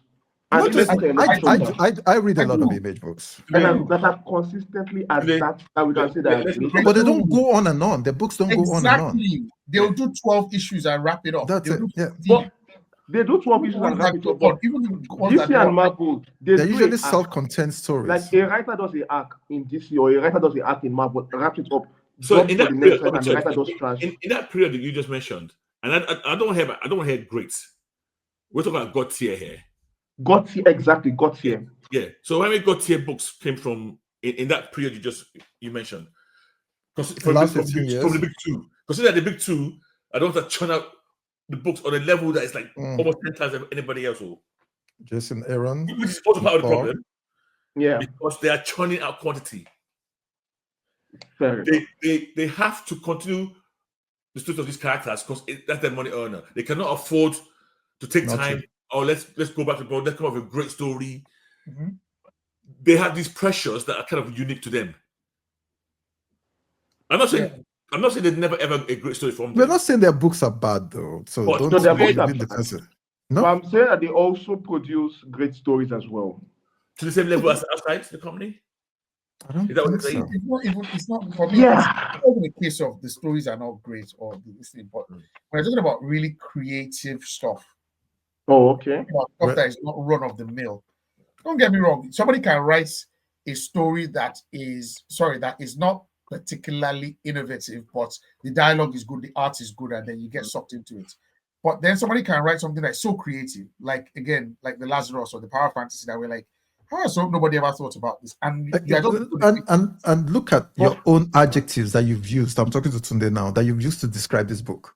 Like how come somebody has never thought about this before, and you can only think of a handful of books where it's... When I said that, I'm talking about in the genre of superheroes, because I went back to mention when it has been done for superheroes before. Like, there's superheroes, but it's still a unique take. There's nothing stopping a Marvel or DC from doing this take. They can't do it with what there's nothing stopping them from doing this take. They can actually do it. I mean, Absolute, for example. Exactly. Absolute has pushed and showed us some things can be done. There are stories. I meant the ongoing stories. Unless they are doing one shots or side universe or ultimate versions. Okay, fine. Yeah. But Absolute has shown you that good stories can still be written. Yes. I like the reimagining of Superman. Sorry. So if I take Absolutes as an example, I'm enjoying the Absolutes. Yeah. They're not God tier either. They're not Power Fantasy. Yeah. They're not God tier. So they're good. Mm-hmm. And because they're outside the normal timeline, they can do some certain different changes, which makes it more exciting. Tunde is Googling backup arguments. See, as you're talking, the man is typing, looking for something to support. I think it's funny also when Tunde was talking about From the Main 2, and I was talking about Hickman, and then you said X History. I just realized that that's also Hickman. So we've been there was a period that I thought Aaron was also writing God tier books. Oh well, he's thorough. He's thorough. So you do get. Don't get me wrong. I'm not saying, but I'm saying the very fact of you not being under some certain constraints frees you up more to most likely have the potential to do God tier. compared to not doing God tier. So so I think people in Marvel and DC have a harder task. They do. I think they have a harder task. They do because they have the constraints. They have to play with them. Yeah. You have an editor-in-chief, you have guidelines, you have things that Superman will not do, you have things that Batman will not do. And editor can come at anyone and say, no, you're not doing that. Yeah. By the time you finish it, then that other person that comes on has to undo what you've done, because what you've done is just so crazy. You kill Commissioner Gordon. They retcon it. Okay, Commissioner Gordon, they put him in Lazarus Pit and bring him back. Yeah. Okay, so even that Power of X that you mentioned, you know what happened with Frank Richards? That was because the editor said that was a lot of fights here. So he had to write him out. He wanted Frank Richards was going to be center of that whole mutant, but Mr. Slot kicked off. So no, I want him in my Fantastic Four. So those kind of restrictions don't help. Yeah, I think we have a good topic there. The other houses produce better stuff. I don't know. The commercial arguments come the proof. Let's go back to Power Fantasy. Yeah, sorry for the digression. No, that's right. It's a good question. It's a good question. I think Kex is about to ask a question as well. Just before it's honestly. No, he did. You were asking about Masuma, right? You already asked a question. No, there's one. I think it was just about to pop one. I said to you about to pop you up. Anyway, so I have a question for I guess today, because I'm not sure if you guys have got today. So we've read 8 issues. It seems this is a 12-issue series. Seems it's 12. We're not sure, but there's a timeline we saw somewhere down the line in one of the books where. The furthest issue that has been mentioned is 12, but I'm not sure if I can't remember. I think I read where where Karen was talking about it could be more than that. Okay, 16 or so. So we're 8 issues in. We've got 4 more issues to go. I'm wondering where's the book going to go? Are we? Where it's going to go? Are we going to see? So just for our listeners, at the point where I am in the books, in my mind, I've discovered 2 things that are going on that can mess up this delicate balance very badly. Just 2. So I'm thinking of the Sun, 1, and the mind control of Eliza Hellbound. 2, Magos starting the World War. 3. Okay, that's true actually. Yeah, but I think okay. So does everything get wiped out and reset? I'm not worried about Magnus in my mind, because I think what he's doing is visible in a way to almost everybody else. So you're right. He can still be cause an upset in the upper carts. Yeah. But what I'm thinking is, are we going to see this happen? Are we going to see another Europe incident? Basically, is what I'm asking. Okay. That is for sure going to happen. Oh, Masumi, forgetting Masumi. Masumi finding out that our baby's being wiped. No, I think he mentioned it. That's for sure going to happen. No, I didn't. No, he didn't. No. Did you not? I was talking about Lisa. Yeah, Sorry. Masumi. She's going to blow up. Okay, so here's the thing with Masumi. They can kill her, can't they? They can, but they've chosen not to. Yeah, they've chosen not to. I think if it comes down to the chips, they will kill her. So which one of them can't die? But I think they're scared that killing her unleashes the Kraken. Yeah. Because right now we don't know whether she's a dead man switch, basically. Keeping that. I think she is a dead man switch. I can't remember. I think Locke said, I think we should kill her. And the other said, who was it? I don't know. Locke was saying that there's somebody that they think they should just kill. Oh no, I think it was talking about the Queen. When the Queen landed. That was the Queen, yeah. He just wanted to kill her straight out, even before he knew what she was about. But just to put it in context of what Kieran is trying to do, Kieran is saying specifically, when he's talking about this book a lot, that he's trying to avoid fights. He's avoiding fights in this book. That this book is specifically not about fighting, but about how people with this level of power deal with the drama around it. So we probably might not get any fights in the way we're expecting. Then that leads me to believe there will be some decisions, some exercise, some cutting off of some branches. Quietly take somebody out. Yeah. To maintain peace. Because they've done that already with the Major. That's the American superhero that was trying to control them. If you remember him, it's the guy in the. What you said earlier, I started to crack my brain.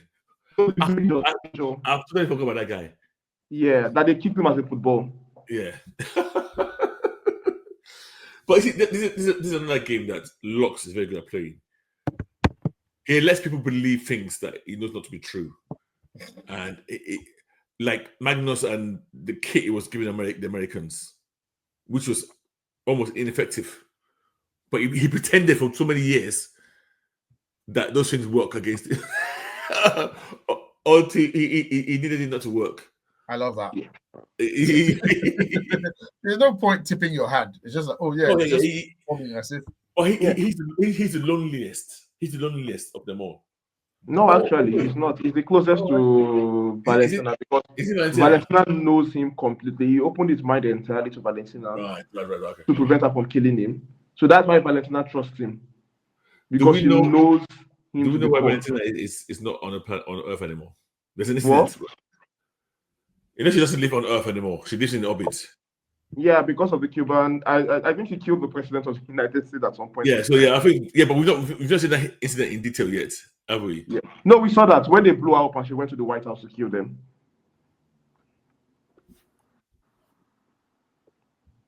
There was the point where she was dancing. They dropped a bomb on her, and then from there she went to the White House. See, I forgot about that. I forgot that part. What issue was that in? Okay, I'm just gonna read that. I totally forgot about that. Yeah. And there was NTI that stopped her. Oh, sorry. Yes. She walked in. She just literally walked in. Yeah. Okay. Oh God. Yeah. A question. If you have that kind of power, morally, and it's just you now. I'm not talking about. There's no. Just one person. Just me. Yeah. Just you. Oh God. Yeah. I'm not my answer now. It's probably different from my answer when I was in the teenage years. Yeah. Do you change the world? Yes. Okay. And examples of what you would do, guys? And any ideas of what you might be doing? In what ways are we talking here? So I'm not looking for a perfect world. I'm not saying I'm going to get rid of bad people or anything. You can't do that. But I'm going to get rid of extremists in all areas. I'm not going to list those out. Then I'll be morally obligated to stop you. Yeah, you can try. Right? When I say extremists, I'm not just talking religious ideologies, sir. No, I know. I get. You have to make a judgment of who you think is a terrorist, right? Yeah, but since I'm the one, I get to decide, and nobody's so whether right or wrong. I don't know what you guys mean. So, in my own view, this is the line. You're not within the parameter. You're out. So that's it. That's all you're doing. You're not doing anything else beyond that. So you just get rid of what you think bad actors. Yes, I'll take care of bad actors. I will try to. Let me ask you a question. If a country went to war with another country, would you get involved with that? Yes. No. So it depends. Okay. We are talking about if a country goes to war. Usually, it takes less than 3-4 people to run 100 million into war. Yeah. I'm going to take care of those 3 people and make sure that war doesn't happen. So you would make a decision to stop a war? Oh yeah. Tex, you were very quick to answer that one. Oh yeah, absolutely. I don't it's something I've thought about, not deeply, but it worries me that there's so much conflict. Like I would. So let me throw. So there's a country, a power country that says, no, we've been oppressed in this country. We want to become our own country. They want to move away, and the other country says, no, you're not going, and send army into that. So are you going to let that split, or are you going to stop the army from going in that wants to stop that split? That's a difficult one. Let me switch in this spot. Let me switch in this spot for you now, Mio. Right now, if I was God when he was doing creation.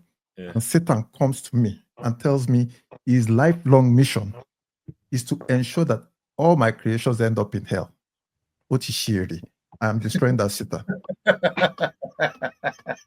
Because if he's going to bring evil and make sure that his mission is to... Okay. You said human. You're giving yourself God level. No. You said if I had power. I'm just saying. No, we're saying if I can. No, what I'm just saying is if I can precog and see certain things, I'm going to nip it in the bud. So my religious stuff was just extra. To make your question more interesting. Yeah. Kieran described this book as if all your idiot friends decided to have to stay civil or end the world. So basically, if you have before you can do anything, we are all 4 of us on this podcast and maybe 2 other idiots on the group chat had powers like this on this level. What would you do? And I can stop you guys. And you want to end the world. No, every one of us are on the same level of like. So that's a different conversation now. Because it's a different conversation for one person. So the question was, what if you? So with one person, if it's all of us, no. Or if it was just you. If it's just me, I'm unilateral dictator. I'm cutting. So none of you will try to impose a new way of living, a new. Oh yeah, it's going to be to my vision. Like it's how I see it. I'm going to impose that. There's no. It's not a democracy. If I had so basically, you are Dr. Doom. Yeah. Okay. Kex. I've said I would step in. I'm not having people. You're stepping for wars. Anything beyond that? Yes. So when you mentioned something about a country, a region wanting to cede from a country. Yeah. As an example, yeah. How would you? That one is more challenging because I would step in, for example, with Taiwan and China and be like, China, just free these guys. Let me go do that. Just free them. Okay. Come off this. But in a situation where maybe Biafra want to leave Nigeria, yes, I'll be like, no. Wow. No. It's not on top of any fight thing. No, I'm not saying on top of any fight thing. It's fine. But I'm trying to see the difference. That's why I'm saying that it's a difficult one. It's not like for me, Biafra wouldn't have happened. They wouldn't have even gotten to that point where Biafra wants to. No. I'm saying no. There's some people now that are still, hyper. I'm saying back then, from then, they wouldn't have even come together. Same thing. The people that brought them together, I would have exed them. No, the people that brought them together, I would have exed them. I won't be stepping in at that level. I'll be the opposite. Yeah, I won't like you guys fight your war, do whatever you want to do, but if the debt gets to a particular level that attracts my attention, I'm killing all the leaders involved. So what's acceptable? What is that? Yeah, what's that parameter? What's that number? How I feel at that point in time. But I won't say don't fight your wars. Don't do whatever you are doing. But if like I hear a news of you are fighting and one child gets killed, I'm making all your leaders. I'm not letting 5 people kill. Let 1 million people die now. I don't. It's morality is too complex for me to intervene in. Like, if it's just you, you are defining what morality is. No, yeah, but like me imposing my will. I don't want to live a life of imposing my will.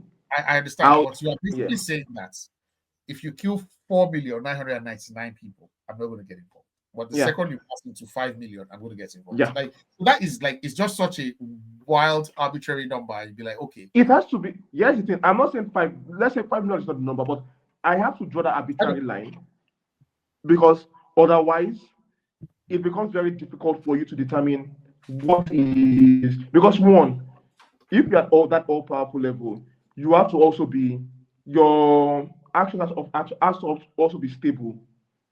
Like people need to know that who's going to stop if it's not stable? What's this thing called? So, will any of you change the systems in place? Like, you might start saying, okay, nobody should be a billionaire. Anybody who reaches $1 billion, that's the maximum amount you can have. The rest, I probably wouldn't do that. I'm redistributing it and stuff like I that. probably wouldn't do that. Example I like that idea, but maybe not to the extreme. Like anybody who has $1 billion, pay 50% taxes.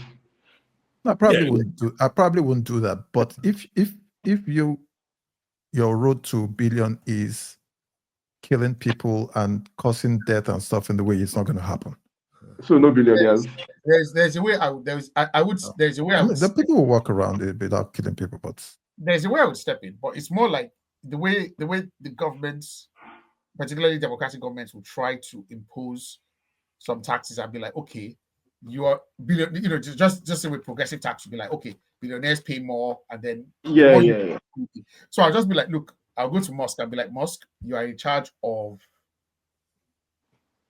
what's the one, this country that starts with Q? You're in charge of Yemen.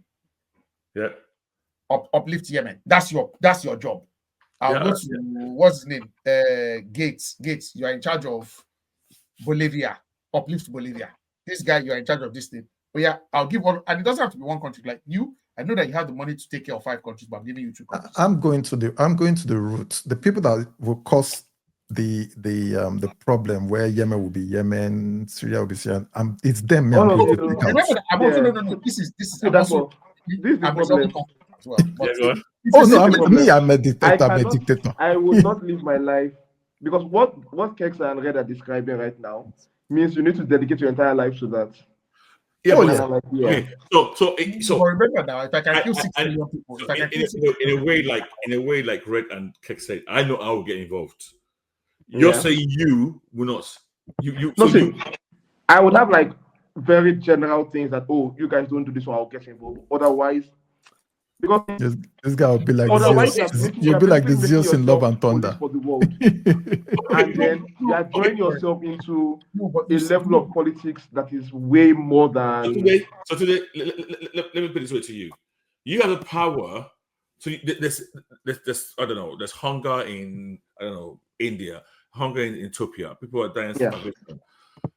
There's a glut in Sweden, a glut in. You were just gonna go, okay, you guys carry on. As long as you're not fighting, I'm good. Not that, but okay. like I'm not saying it's bad. I'm just asking. What I'm trying to say is that I won't try and force and make up rules that all you governments, you need to do this and this and that, because otherwise I'm just creating new systems that I'm not even sure are better than the old systems, just to serve it particularly without considering the consequences behind that. You even want to try it? So what I'm going to like in those kind of things where I can, whatever things I can do that is like on a very generalized level. Okay. Because all these things, solving world hunger, solving all these crises, there are already so many brilliant people that work at it, working on it right now. So it's like, sorry. You have to work it's the level of what kind of support their power to enact what they want. It doesn't exist. See, for example, take charity, the billions that have been poured into charity globally. Yeah. People are pouring billions into, like Bill Gates, their funds, but at the end of the day, the amount that trickles down to the actual people in need is like maybe 5% of the actual funds. So you address that? No, so I'm saying that. Oh, is he a super accountant? What is he going to do? I'm not exactly. So what I'm trying to say is that even with I am telling you the circumstances that created the need for that charity. That's what I'm saying. See, you are trying to solve the people that are pouring billions into it. That's the power. So hold on. By the time you input that power, by the time it gets to the people that are in need, it's like 10% of it, and most of it is going into waste or even worse. You're talking about charity. Let's take South Sudan, for example. I have you have warlords causing and improvising whatever that English is, the kids are causing war. Those warlords are gone. Me, I'm not. Why am I bothering with charity? Then you will not replace them because you've not sold. No. Right. When those warlords go, would they go alone or would they go also with the president of the non-warlords? Yes, everybody's getting cleaned out. Everybody's getting cleaned out. There's a new order in town. You comply or you follow them. Look, But here's the problem: you are proposing like no matter say yes, if you say okay, there's a new world order in town, you comply or you do this thing, you have to remain there for them to comply. I don't have to remain there. The moment you leave, it changes back. Because you've not built in a system in place to take care of that situation. No. You just created chaos. No. Humans do and try and attempt to try what they can get away with. Once they know they can't get away with this and they can't fight me back and they can't hurt me, they will comply. But he's you are the only one they can get. It goes back to normal. That's what he's saying. Yeah. No, it's not going to go back to normal. It will. It will be worse because we've seen. Why would it be? Why would it be worse? At dictatorships. It happens a lot. A dictator gets all power, say, by vision of the world, of the city, of the country. Once that person dies, it goes back to chaos. Am I dying? Even while he's still in charge. You're talking about? Am I dying? Can I? Yeah, they can die now. These guys can die now. No, when it's only me. No, who's going to kill me? You die. I don't know. You're not immortal. You said assume you're the only one. Then, you are not always going to be there. They're not cannot be everywhere at the same time. For the period I am available, for the period I'm in charge. Okay. There will be and peace. The problem with that is even if you have a country where you can force the top level guys to obey your rules, there's such a thing as malicious obedience. Okay. No, we all work in office. Yeah, I think we're getting too deep now into. Yeah. Fair enough. I just I'll be a dictator. I'm not gonna be. But I'm saying that being a dictator is a lot harder than you guys assume it is. That's why I find it very difficult. Being a dictator is hard for who? For the people that are dictating, or for us that are good to become the. For the dictator himself. Tunde is just lazy. He doesn't want to do any work. They are superpowered beings that we are flying there to go and impose our will. Superpowered invulnerable beings. Like it's not.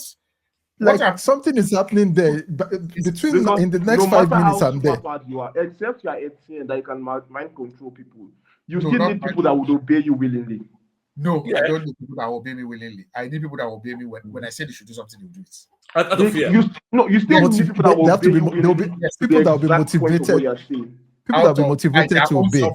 Which is they will live if they obey. Exactly. Thank you. Yeah. And to be honest, you could do certain small things like just saying, okay, well, every country, all you did that I'm watching you. If your people are suffering, you're gone. You know, it's not even difficult. Yeah, exactly. I don't do any micromanagement. I'm going to be doing surprise check randomly. Let me enter Uzbekistan and see that people there. The first resource you have is politicians as a career will end. Exactly. Yeah. You know that people who really want to do well and know, okay, I want to try my best to do. I mean, there's one rule I've always wanted to implement in the whole world, but I know it's not. Nobody, when you die, the maximum amount of money you can pass down to your Pekin can't pass 1 billion to start off with. 1 billion maximum. The rest goes back to the states, to everybody else. How? They say. Sorry? America used to have something like that now with inheritance tax. Yeah. They have something. With all of this. They might say half, but if somebody got to 1 billion, even if that's half, it's still passing that 11 billion to his kids. No, that one is even too much. See, here's the thing. You say, okay, the money has to go. What's this thing called? Then you now start getting to the weeds of how does it go elsewhere. Otherwise, you don't need to get into weeds. No. Tunde is thinking of micromanaging. Once you take care of the top, everything will fall into place. There's already a budgeting system in place now. The money that's comes to it just goes more. It goes up. It's a tax. It's just a tax. There's no different. I'm just changing the tax law. Okay, let's wrap this up. Anyway, okay, guys. So I think we've had our own power fantasy, So guys, next week, guys, we're going to talk about Thunderbolts, and we will give our review on Thunderbolts. Yes. Okay, guys. So power fantasy, please read episode. Read it. And let us know what you would do if you have ultimate power. Yeah.